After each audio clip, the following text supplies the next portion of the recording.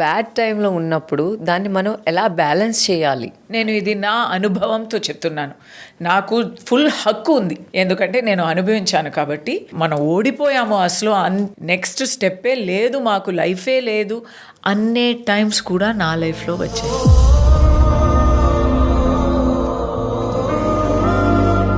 చావుని నేను 4 times చూశాను. ఒకసారి నాకు చిన్నప్పుడు, ఓకే, కానీ అది దాటి వచ్చేసాం. అప్పుడు మాకు మా అమ్మ నాన్న ఉన్నారు, నా కోసం ప్రయత్నించేవారు.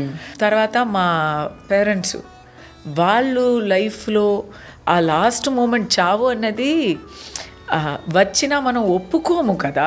సో దాన్ని ఎలా స్ట్రెచ్ చేస్తాము అనేది అంతా చేసి మంత్స్, ఇయర్స్, మా మదర్కి 6 years ఫైట్ చేసామన్నమాట. హెల్త్ ప్రాబ్లంకి.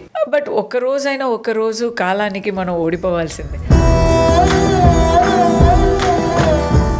మా ఫాదర్కి ఇయర్స్ కాదు, 5 monthsలో మై మదర్ పాస్డ్ అవే. ఆయనకి immediately within 5 months he also passed away. అది ఒక ఆదర్శ దంపతులు అంటే అలాగే ఉంటారు, ఒకరు పోతే ఒకరు ఉండరు.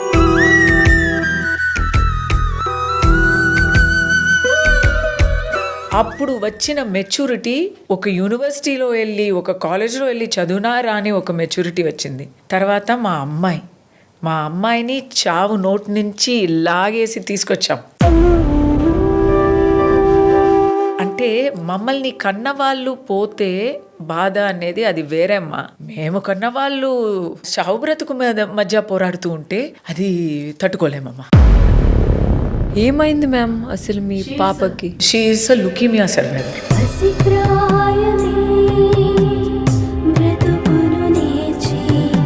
7.5 సంవత్సరాలు మైండ్లో ఎక్కడో ఒక చిన్న చినుకు నమ్మకం కూడా పోయి వేరే గతి లేదు, వేరే అన్ని నువ్వే చూసుకోవాలి దేవుడా అని చెయ్యెత్తేస్తాం. ఈ మా వల్ల కాదు, తర్వాత మీరు చూసుకోండి.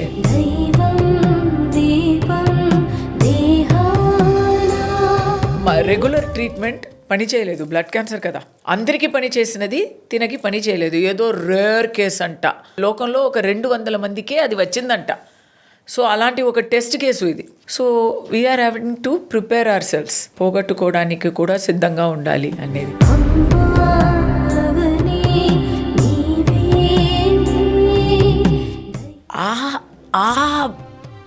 ప్రాణ నొప్పి అనుభవించిన తర్వాత ఏ జైలు కారాగృహం అంతా ఏంటి, నో ప్రాబ్లం, ఏమైనా వచ్చినా దానికి మించిన పెయిన్ లేదు. ఎందుకు నేను ఇది చెప్తున్నానంటే, ఆ టైంలో అనిపిస్తుంది ఆత్మహత్య చేసుకోవాలి, అది వేరే దారి లేదు, అన్నీ మాకు జీవితమే లేదు. ఇలాంటి చాలా సమస్యలు వచ్చినప్పుడు అప్పుడప్పుడు ఒక పెద్దదో చిన్నదో ఒక్కొక్కరికి ఒక్కొక్క టైప్లో వస్తుంది. కానీ అది దాటేసాము, కొంచెం దాటం కూడా కాదు, సహించుకున్నాం అనుకోండి, జస్ట్ ఓపికతో ఉన్నాం అనుకోండి, ఇట్ విల్ గో.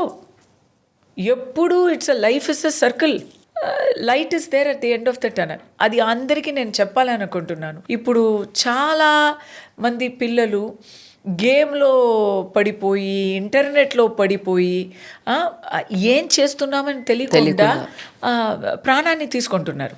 ఎగ్జామ్లో ఓడిపోయాము అని చెప్పి ప్రాణాలని తీసుకుంటున్నారు. దానివల్ల మీకు ఒక మంచి లైఫ్, ఉండే లైఫ్ మీరు పోగొట్టుకుంటున్నారు. కానీ శిక్ష మీకు కాదు, శిక్ష మిమ్మల్ని కోల్పోయి అక్కడ ఉన్న తల్లిదండ్రులకి ఎన్ని కళలతో మిమ్మల్ని పెంచుంటారు. సో అది చాలా చిన్న విషయం. లైఫ్ అనేది ఒక ఎగ్జామ్ కన్నా చాలా పెద్ద ఎగ్జామ్, ఇది పెద్ద పరీక్ష. ఇది ఆ పరీక్షలోనే నేను చెప్తున్నా, బాధ అంతే, ఓకే, మనం దేవుడి మీద నమ్మకం పెట్టి కొంచెం సహించుకుంటే మంచి రోజు మళ్ళీ వస్తాయి. అలా ఉంటే ఎందుకు ఈ చిన్న విషయాలకి సూసైడ్ చేసుకో? లవ్ ఫెయిలియర్ నమ్మించి మోసం చేశారంటే వాళ్ళకి శిక్ష పడాలి, కానీ మీరెందుకండి చావాలి? 100% that is the worst thing to do. ఎందుకంటే ఆ లవ్ ఎప్పుడు అది లవ్ వర్కౌట్ అవ్వలేదు, అది మంచి లవ్వే కాదు. దానికోసం పోయి చావడం ఏంటి, గడ్డలు పెంచుకోవడం ఏంటి, ఎందుకు? అంటే మరి ఇంకా లవ్ చేసిన మనిషి మోసం చేస్తుందంటే వీడు తట్టుకోలేక చేస్తారు కదా మ్యామ్. మోసం చేసే మనిషిని లవ్ చేసినందుకు సిగ్గుపడాలి, దాంట్ నుంచి ఒక గుణపాఠం నేర్చుకోవాలి. కానీ రివెంజ్ అనేది ఎలా ఉండాలి తెలుసా? మమ్మల్ని మోసం చేసేవారు ముందు మనం వాళ్ళకన్నా సూపర్ గా బ్రతికి చూపించాలండి. అదే వాళ్ళకి మనం ఇచ్చిన పెద్ద శిక్ష. అయ్యో ఇలాంటి ఒక వ్యక్తిని పోగొట్టుకున్నామే అని వాళ్ళు బాధపడాలి కదా. So that is what I will say. Failure success అనేది సేమ్ కాయిన్, రెండు పక్కలు అంతే. ఈ కాయిన్లో ఇది చూసి ఇది ఫెయిలియర్ అని అనుకుంటే ఏం కాదు, ఇలా చూడండి అంతే. సో అలా we can always see some other doors are always open అండి. మనం ఈ డోర్ క్లోజ్ అయింది అని చూస్తూ ఉంటే అక్కడ వెనక ఒక డోర్ ఫుల్ బర్రగా ఓపెన్గా ఉంది, అది చూడకపోతున్నాము అనేది. నేను ఒక ఎగ్జాంపుల్ చెప్పనా? I work with children. నాకు ఒక చారిటీ ఉంది. Because my daughter was suffering కదా. అప్పుడు అమెరికాలో ఉన్నాము. అమెరికాలో మంచి ట్రీట్మెంట్ అండ్ చాలా 5 స్టార్ హాస్పిటల్. అక్కడ we are also able to afford. So అక్కడ హాస్పిటల్లో ఆ ట్రీట్మెంట్ ఏంది, గిఫ్ట్స్ వస్తాయి, సర్వీస్ డాగ్స్ వచ్చి కలుస్తాయి, సెలబ్రిటీస్ వచ్చి కలుస్తారు, మ్యూజిషియన్స్ వస్తారు, సమ్ ఇది పెప్టాక్స్ ఉంటాయి, ఒక ప్లే రూమ్ ఉంటుంది. ఇంతకీ స్కూల్ టీచర్ కూడా వచ్చారు. లాంగ్ టైం అక్కడే ఉన్న వాళ్ళకి లెసన్స్ కూడా తీశారు, ఎగ్జామ్స్ కూడా ఇచ్చారు. సో అంటే ఆ ఫీలింగ్ నుంచి వాళ్ళందరూ బయటికి రావడం కోసం ఇవన్నీ ఫుల్ సపోర్ట్ సిస్టమ్ ఉంది. ఓ ఇక్కడ అది లేదు. మన ఇక్కడ ఇండియాలో లేదు. ఇక్కడ ఒక ఇంట్లో ఒక బిడ్డకి ఏమైనా అయిపోతే ఎంటైర్ ఫ్యామిలీకి అది సమస్య. ఒక నాన్న, ఒక తల్లి, ఒక బిడ్డ, ఇంకో బిడ్డ కూడా ఉంటుంది. అంటే ఆ ఒక్క బిడ్డ హాస్పిటల్కి పోతే నాన్న పనికి వెళ్తారా, ఇక్కడ ఉంటారా అని అక్కడ ఇక్కడ ఆయనకి. ఇంకో తల్లి అయితే అన్ని వదిలేసి హాస్పిటల్లోనే ఉండిపోవాలి. ఇంకో ఒక బిడ్డ ఉంటుంది. ఆ బిడ్డకి పాపం ఎవరు లేక అది తనే ఒంటరిగా ఏదో చేస్తూ ఉంటుంది, ఎందుకంటే నో సపోర్ట్. ఇలా ఇక్కడ అయిపోతుంది.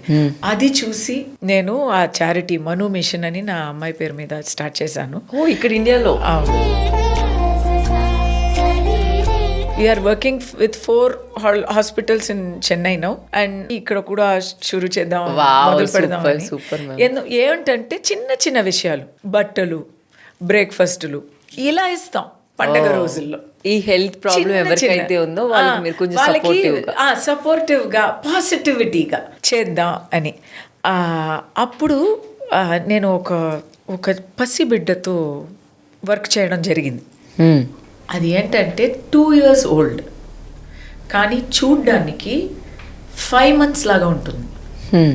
ఎందుకు అంటే అడుగు పెట్టుకోవడానికి తనకి సారా ఇచ్చి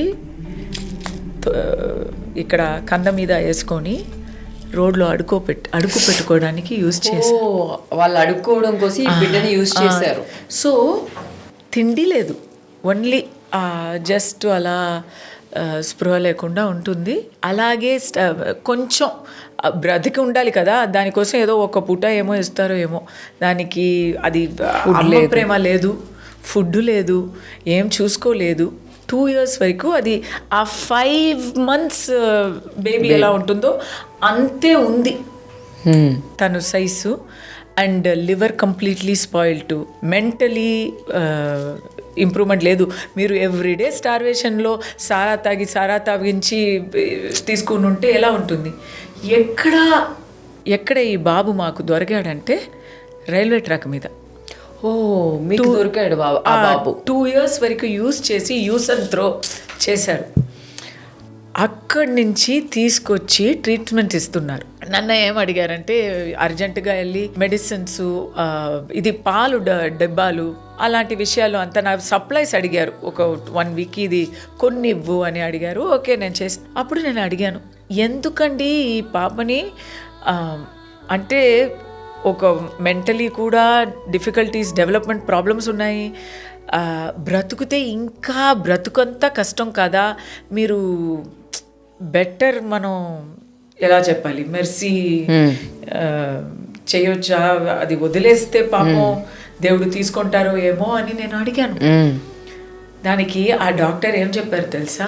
నో, అలా చావాలి అని ఉంటే ఈ 2 yearsలో ఎప్పుడైనా చచ్చిపోయి ఉండొచ్చు ఆ బిడ్డ. అక్కడ రైల్వే ట్రాక్ మీద పడ్డేశారు, అప్పుడు ట్రైన్ వచ్చి చచ్చిపోయి ఉండొచ్చు.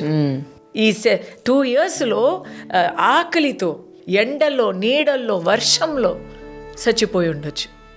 కానీ ఈ బాబు ఒక ఫైటరు, ఇప్పుడు వరకు బ్రతుకు ఉన్నాడు, మొండిగా బ్రతుకున్నాడు అంటే it is our duty to save.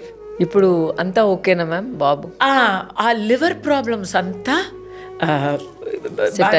Set అయింది. డెవలప్మెంట్ డిలేస్ ఉన్నాయి, మాట్లాడడం అనేది అంతా చాలా స్లోగా వస్తుంది. కానీ నేను చూస్తున్నా కదా ఇప్పుడు సీయింగ్ ఒక ఫ్యామిలీ దొరికింది కదా, ఒక ఫ్యామిలీ దొరికింది ఆ అబ్బాయికి. ఆ బాబుని మీరే చూస్తున్నారా మ్యామ్ ఇప్పుడు? లేదు, ఈ there are people to do, I'm not the only person. ఇలాంటి చాలామంది పిల్లలు ఉన్నారు. అలాంటి చాలామంది పిల్లల్ని చూసుకోవడానికి నేను చాలా చిన్నదాన్ని, పెద్ద పెద్ద వాళ్ళు కూడా ఉన్నారు, చాలా పెద్ద హెల్ప్ చేసే వాళ్ళు ఉన్నారు. ఎందుకు ఇది నేను చెప్తున్నానంటే, చావు అనేది మనం డిసైడ్ చేసుకోకూడదండి, బ్రతుకునేదే మన కర్తవ్యం. దానికి ఏం చేయాలో అది చేయాలి.